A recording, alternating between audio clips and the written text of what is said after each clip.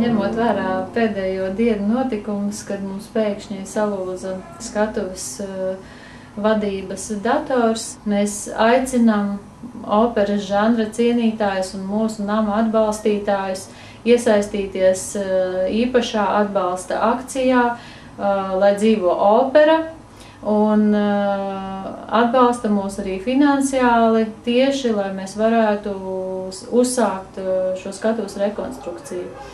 Un tādēļ mēs ļoti priecājamies, ka mūsu mākslinieki, mūsu operas orķestris un koris un diriģenti un arī solisti ir piekrituši un aicina cilvēkus uz šo atbalsta koncertu otrdien, 15. jūnijā, 19.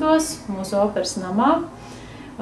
Un tas būs tāds viens no pasākumiem, kur mēs uzsāksim līdzekļu vākšanu. Īpašais viesis šajā koncertā būs arī Raimonds Pauls, un viņš kopā ar orķestri un kori un diriģentu Atvaru Lakstīgalu atskaņos savu skaņdarbu, kas bija dzirdams arī Latvijas Nacionālās operas 90 gadu jubilejas koncertu noslēgumā.